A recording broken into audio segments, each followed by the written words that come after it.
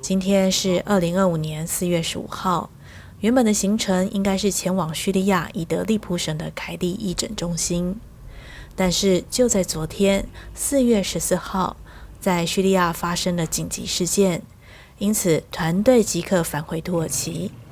所以究竟发生了什么事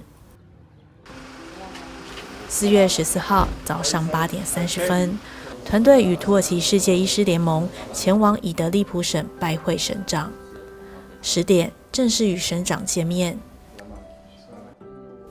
省长说，以德利卜省是叙利亚内战受创最严重的省份，历经多年的战火，代价极为惨痛。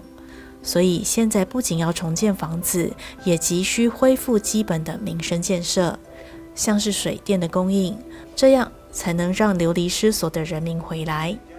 另外，教育也是一大难题，全省有325所的学校因为战争受损而停摆，成千上万的孩童因此而失学，这些都是政府要面临的困境跟挑战。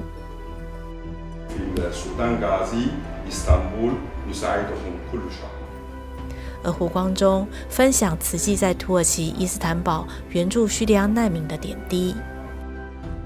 省长开心地说，我们张开双手，欢迎所有愿意支持这片美丽土地的朋友，只要我们携手，就没有克服不了的困难。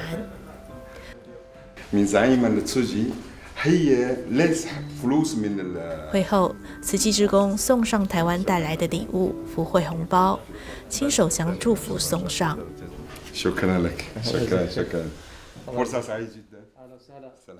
现在我们所在的位置是叙利亚以德利卜省。那今天我们的行程呢是来拜会以德利卜省的省长，那希望可以去看一些被轰炸过的地方。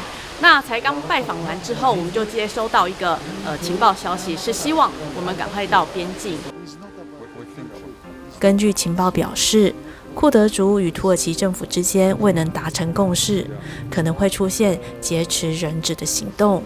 因此，在土耳其世界医师联盟负责人哈肯先生的建议以及胡师兄的评估下，团队直接前往土叙关卡，而来不及收拾的行李，则交由世界医师联盟的叙利亚籍医师，还有我们的姆尼尔校长协助送到关卡。由于团队没有叙利亚的电话卡，而当地的网络讯号也非常的微弱，考量沿途无法及时回报状况，同时也谨记上人的叮咛，要及时回报。因此，我们向省长办公室借用网路，将报平安的影像传回台湾。由于网速实在有限，1分钟的影像花了30分钟才传送成功。为了不耽误行程，我们在上午11点30分从省长办公室出发。沿途下着大雨，哈肯先生跟我们说，其实这对我们而言是再正常不过的事，因为我们是一个组织，一个团体，只要土耳其政府一发布情报跟指示，我们就会遵从建议返回土耳其。如此一来，自然就不会惹上不必要的麻烦。敬爱的上人还有常住师父，我们现在在车上在往这个边境的方向走哈。那其实呢，状况并不是我们所想的说那么紧张，然后有那么危险。因为呢，这个 MDM 有跟我们说，他说他们常常都会碰到这种情况，只要土耳其政府一跟他们讲，他们立刻往边界走。